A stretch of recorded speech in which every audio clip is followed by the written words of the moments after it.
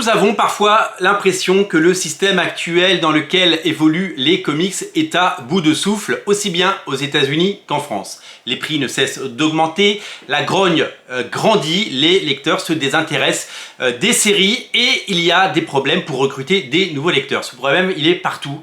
Le problème, c'est la continuité, c'est le fait que quand quelqu'un va voir un Batman au cinéma ou un Iron Man et qu'il veut lire un équivalent ou un tome 1, eh bien, il ne le trouve pas puisqu'il n'y a pas de tome 1.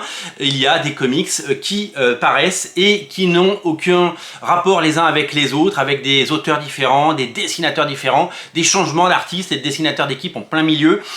C'est absolument incompréhensible pour le commun des mortels et c'est tout simplement hyper difficile de s'y retrouver. Alors les libraires sont là pour vous aider, nos vidéos sont là pour vous aider, mais ce n'est pas suffisant, le système est évidemment en bout de course et il faut trouver des solutions pour séduire des lecteurs d'autrefois, des lecteurs qui sont toujours là et des nouveaux lecteurs, et ce n'est pas une chose facile à faire. Alors la question qu'on se pose aujourd'hui, c'est que est-ce que le système des graphic novels de prestige ou des séries avec des grands auteurs ne serait pas l'avenir de ces comics. Mark Millar l'a compris depuis quelques années, même si aujourd'hui il est à l'abri du besoin parce qu'il a vendu son catalogue à Netflix. Il ne propose que des mini-séries de prestige avec des grands noms. Il ne propose que des comics qui sont des séries courtes, impactantes, événements. Et il arrive d'ailleurs à créer l'événement, il fait parler de lui, il fait venir les gens en boutique et il crée cette excitation. Et quand on regarde certains projets récents, on se rend compte que des maxi ou des mini-séries publiées avec des grands auteurs ont remporté un franc succès et sont des portes d'entrée absolument incroyables pour découvrir les comics. On pense évidemment au Batman Silence qui a 20 ans et qui continue de séduire un nombre de lecteurs et sort en France dans quelques semaines le Batman Joker de Marc Silvestri qui est une mini-série en 7 numéros qui fait à la fin un très beau livre, prépublié en 7 numéros et disponible aujourd'hui dans un album. Ça c'est la version originale, la version française arrivera dans quelques semaines. Le retour d'un auteur favori, un auteur star, un auteur culte, Marc Silvestri, sur Batman, un personnage fort et iconique. Ça c'est un comics qui fait vendre et c'est un comics qui fait se déplacer les gens en boutique. Vous le savez, aux États-Unis, les comics sortent sous ce format, format 32 pages agrafé depuis des années. Ça a connu des hauts, ça a connu des bas, c'est cyclique, c'est le commerce et c'est évidemment les époques qui font ça. Aujourd'hui, un comics comme Amazing Spider-Man, ça coûte 3,99 $, ça coûte 4 $ et le numéro 137 de Batman qui vient de sortir par Chip Zdarsky et Jorge Jiménez coûte 4,99 $. Beaucoup de comics chez Marvel ont été annoncés à 4,99 $ pour l'automne et donc ça risque de continuer à augmenter, ce qui fait évidemment du comics quelque chose de cher. Aujourd'hui, je mets au défi un nouveau lecteur de lire ce Batman, et Dieu sait que j'adore Chip Zdarsky et Jorge Jiménez, de l'acheter, de comprendre ce qui se passe et de se dire putain je veux absolument lire la suite, c'était absolument génial, je veux continuer. Les auteurs sont bons, mais est-ce que ce format n'est pas daté? Pareil, Amazing Spider-Man numéro 33 par Zeb Wells au scénario et par Patrick Gleason. Patrick Gleason qui avait déjà dessiné des numéros de la précédente série avec John Romita Jr. qui est toujours là depuis 40 ans, il dessine Spider-Man. Est-ce que c'est le comics qui va faire qu'une nouvelle génération de lecteurs va aimer Spider-Man? Est-ce que ce format il n'est pas daté? Est-ce que ce format il n'est pas complètement has-been? Eh bien c'est la question que nous allons poser à travers cette vidéo parce que c'est hyper important évidemment de se dire que il y a des choses à faire et il y a des choses à peut-être à repenser. Ces comics, moi je pense qu'ils ne sont pas forcément l'avenir, mais la question se posait déjà avant que Joe Quesada ne révolutionne les comics au début des années 2000. Ce format-là n'allait pas très bien parce qu'il y avait un manque de créativité, un manque d'auteurs majeurs, un manque de bons dessinateurs, un manque de scénaristes inspirés. Et puis il y a eu des choses absolument incroyables qui sont sorties. Je me souviens de la suite du Dark Knight de Frank Miller qui a proposé donc un format de prestige format de 3 numéros un peu plus cher et événementiel. Et là ça s'est vendu à des centaines de milliers d'exemplaires et il s'est passé quelque chose. On commençait à tirer vers ce modèle européen et français des bandes dessinées, à faire moins de prépublications et moins de comics en flux, hein, ces comics qui sortent tous les mois ou 2 fois par mois, et de proposer plus de titres événementiels. Ça a duré, mais très vite Quesada nous a prouvé qu'on pouvait faire des runs historiques sur le long terme avec le Daredevil de Bendis, le Daredevil de Brubaker, avec les New X-Men, avec les Ultimate Spider-Man, les Ultimate X-Men, les Ultimates, X-Statix et toutes ces séries qui nous ont absolument régalé au début des années 2000, qui sont aujourd'hui collectées dans des magnifiques omnibus ou dans des deluxe et qui continuent à nous faire évidemment rêver 20 ans après. Donc il y a un problème de qualité parce qu'on a moins envie de lire ces comics et que leur prix est devenu fou, mais il ne faut pas tout jeter parce que de là peut naître les arcs fabuleux. Je vais parler de Batman Silence eh bien tout à l'heure. Batman Silence est sorti dans les pages de Batman à l'époque, c'était pas une mini-série à côté.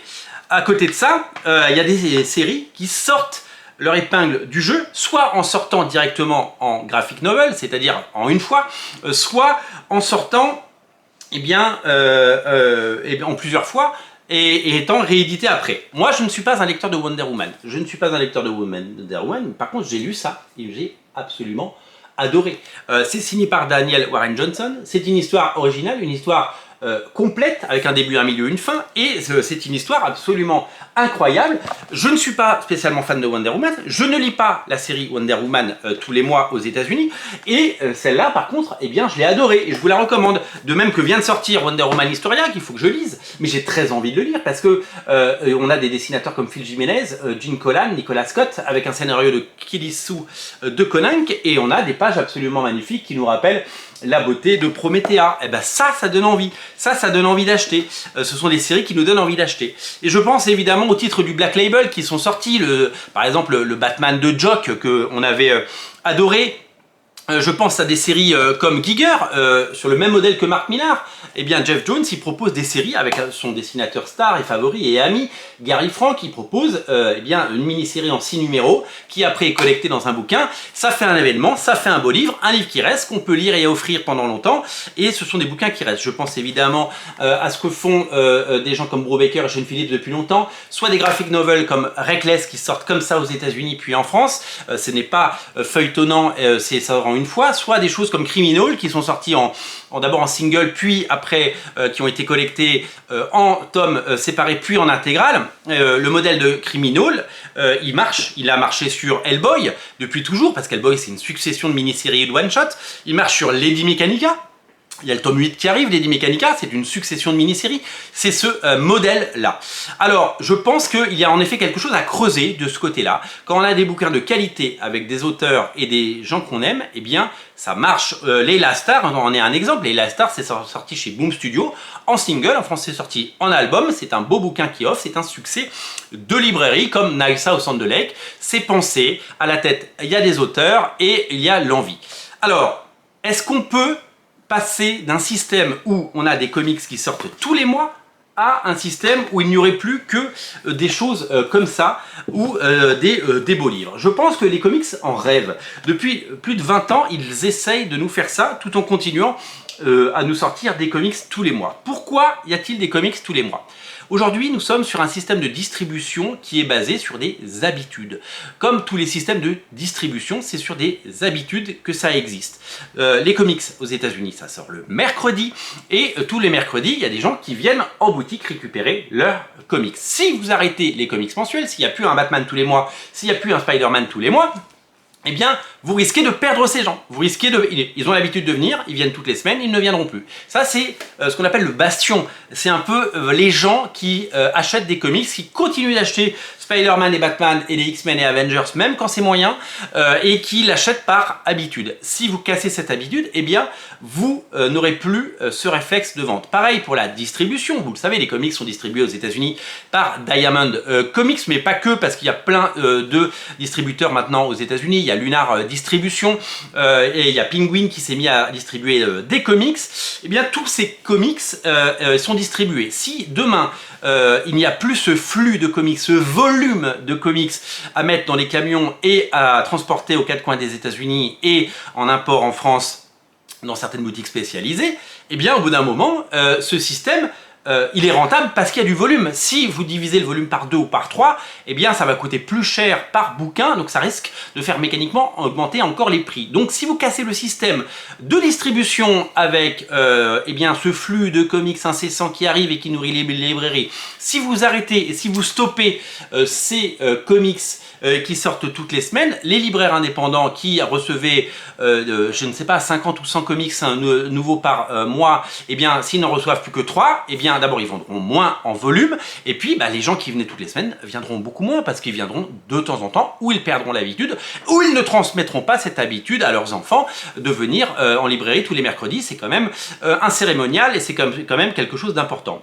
Je pense que, comme aujourd'hui, les deux doivent cohabiter. Les deux doivent cohabiter. Il faut qu'il y ait évidemment encore des séries Batman et Spider-Man. Faut-il qu'il y ait 4 séries Spider-Man et 4 séries Batman comme on a pu le voir à certaines époques?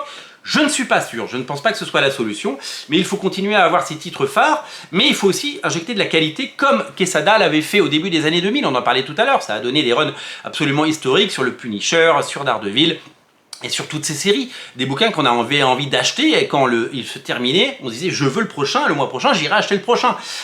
Et c'est ce qu'on a perdu en France, puisqu'on n'a quasiment plus le côté feuilletonnant depuis la disparition du kiosque, et c'est bien malheureux. On l'a vu, la disparition du kiosque en France, elle a fait disparaître un nombre conséquent de nouveaux lecteurs et de lecteurs. Si on supprime complètement le côté périodique des comics, eh bien on risque d'avoir exactement le même problème, et de tout simplement perdre des lecteurs. Parce que les lecteurs qui achètent ces bouquins, ils les achètent parce qu'ils achètent également ça. Ce sont à peu près les mêmes personnes. Donc on ne peut pas supprimer cela. Moi, ma préconisation, mais personne ne m'écoute aux États-Unis, ce serait de continuer à avoir ce type de série mensuelle, une série X-Men et pas 10, une série Spider-Man et pas 10, et d'avoir à côté des projets comme ceux-là, et de continuer à avoir des projets comme ceux de Mark Millar qui eh bien, nous excitent. Moi, je vous l'ai dit dans une vidéo précédente, ce qui me fait aller en boutique aujourd'hui, c'est d'aller, là sort ce mercredi, le numéro 3 de Big Game de Mark Millar, qui est la suite de Nemesis et Ambassador. Je n'ai qu'une hâte, c'est de le lire. Je vais aller en boutique le chercher parce que je veux lire ce bouquin. Il faut créer de l'excitation, il faut créer de l'envie auprès des vieux lecteurs comme moi, et il faut créer évidemment de l'envie auprès des nouveaux lecteurs. Et peut-être quand une série est bonne comme American Jesus, enfin Chosen One sur Netflix, eh bien ça transforme ça en vente, notamment aux États-Unis où le comics marche plutôt pas mal. Magic Order était un très très bel exemple également de tout ça, bien entendu. Donc moi je suis pour qu'il y ait un mix des deux. Je suis pour qu'il y ait moins de titres mensuels, avec plus de qualité, avec une véritable volonté de faire des bouquins qui resteront, parce que honnêtement, qui lira dans 10 ans le numéro 33 de Spider-Man par Zeb Wells? Je ne sais pas. Est-ce que ça fera l'objet d'un omnibus culte comme ceux de McFarlane? Je ne pense pas. Il faut qu'il y ait vraiment une envie de nous créer des épisodes au long cours, et des épisodes sur des séries qu'on a envie de lire et relire, et qu'on peut lire longtemps, et qui peuvent évidemment animer le marché des comic shops et aussi des librairies, parce qu'il y a quand même des comics dans les librairies aux États-Unis, il ne faut pas se priver. Moi, j'ai envie de terminer cette vidéo sur l'idée, ce qu'a proposé Mark Millar sur Twitter notamment. Quand il voit le succès de certaines séries comme celle-là, quand il voit le succès de Batman Spawn par Todd McFarlane et Greg Capullo, quand il voit le succès de certaines de ces séries. Mark Millar, il préconise qu'il faut que chaque personne, chaque auteur, et que surtout les décideurs, les gens de chez Marvel et DC, aient envie de faire les choses. Pourquoi Mark Millar il est parti de chez Marvel? Pourquoi Ed Brubaker est parti de chez Marvel? Parce qu'ils n'étaient pas bien payés, parce qu'ils ne touchaient pas de droits sur ce qu'ils avaient créé, et parce que eh bien, ils n'étaient pas reconnus, qu'ils avaient envie de créer leur propre série. Pourquoi Jonathan Hickman est revenu chez Marvel? Eh bien, parce qu'ils ont signé un gros chèque. Pourquoi Jim Lee et Rob Liefeld pour Heroes Reborn sont revenus chez Marvel 5 ans seulement après avoir quitté Marvel? Eh bien, parce qu'ils ont touché un énorme chèque, on parle de millions de dollars.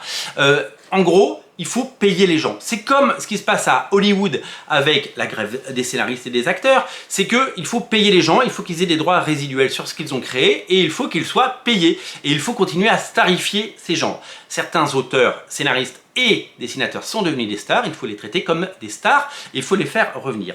Ce que préconise Mark Millar, et il a raison quand on voit le succès de House of X Power of Ten de Jonathan Hickman, c'est de faire revenir les auteurs qui ont quitté Marvel parce qu'ils en ont eu marre, qui sont partis faire autre chose, et de les faire revenir et de les faire travailler. Non pas sur des séries au long cours, non pas sur des séries où il y aura 12, 25, 36 numéros, parce qu'on sait qu'ils ne le feront pas, mais de faire revenir de façon événementielle, créer de l'événement.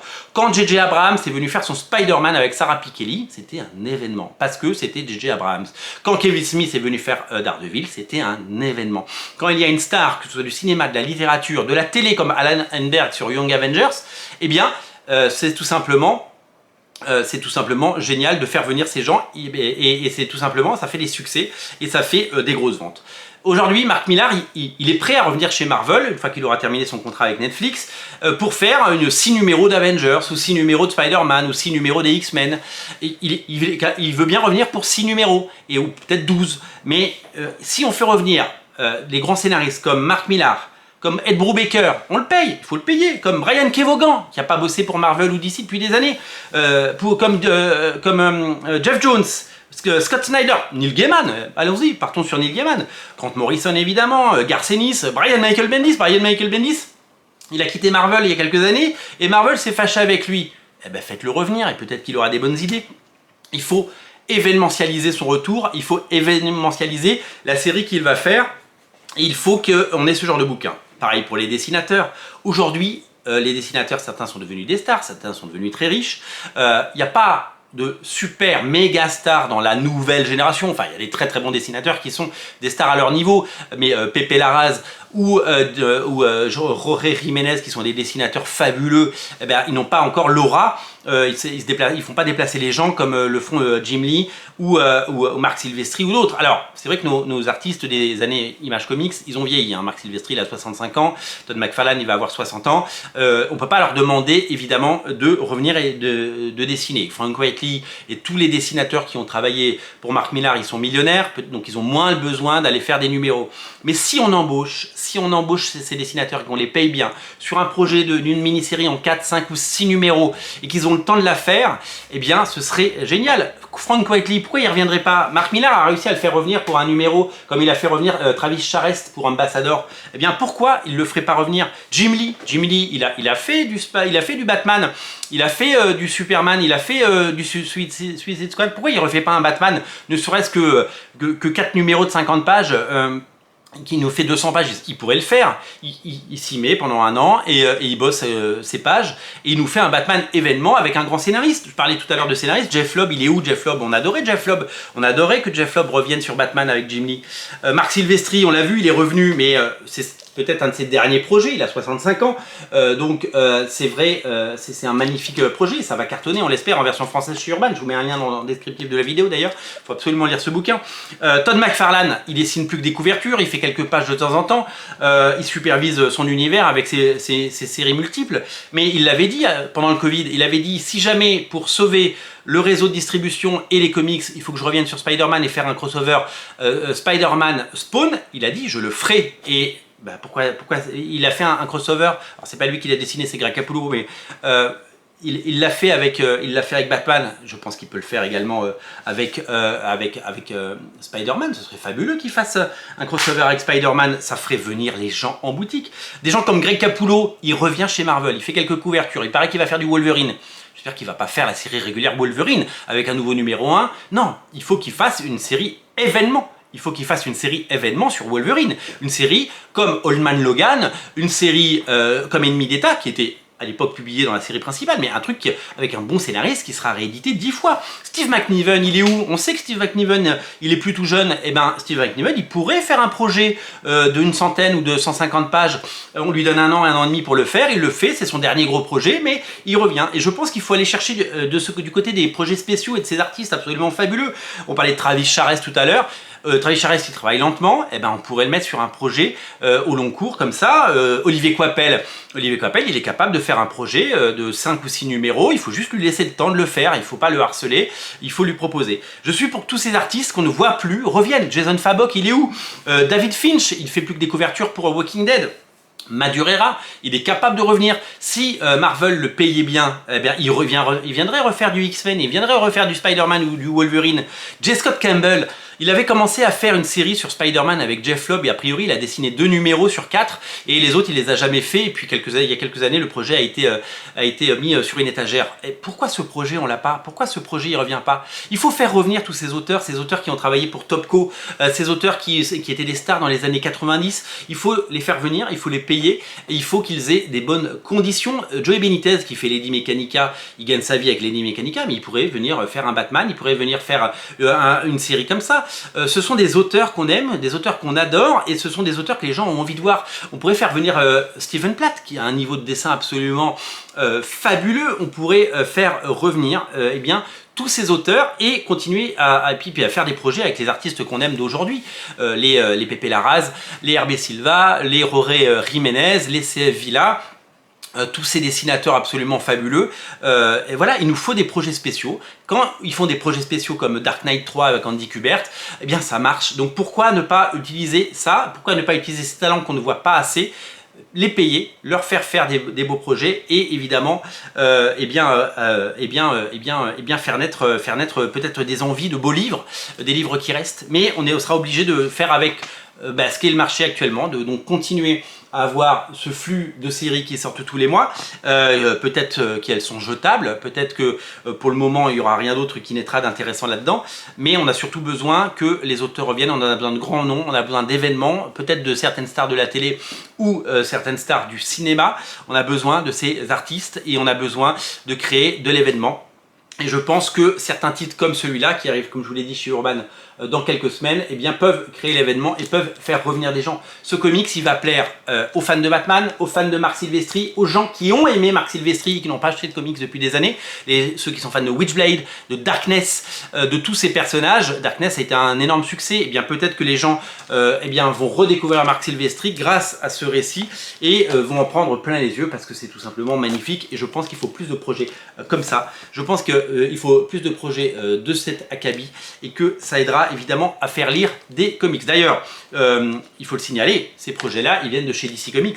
Marvel n'a pas encore fait sa mue. Marvel avait essayé de proposer des graphic novels à l'époque, souvenez-vous, le Spider-Man Family Business, le Avengers de Mike Mignola, il y avait eu plein de séries comme ça, il y avait eu un X-Men, c'était des bouquins qui sortaient directement en album, ils ont tué la collection parce qu'elle ne prenait pas, elle ne marchait pas, parce que c'était pas forcément bien fait avec les bons auteurs. Je pense qu'il faut aller chercher du côté des bons auteurs et qu'il ne faut pas se priver évidemment de les payer et de faire en sorte qu'ils reviennent. Imaginez un Spider-Man par Jim Chung et Brian Michael Bendis. Imaginez des Avengers par Steve McNiven et Ed Brubaker. Imaginez Mark Millar et Olivier Coipel sur les X-Men. Voilà, ça aurait de la gueule, ça aurait de la gueule clairement. Voilà, c'était ma préconisation et la loi du marché a toujours raison et j'espère que ces éditeurs prendront un jour en compte ce qu'ils ont dans les mains et le vivier d'auteurs et de talents qu'ils ont à portée de main et qu'on aura des beaux livres et des comics qui se vendent et des comics qui touchent un large public. Salut!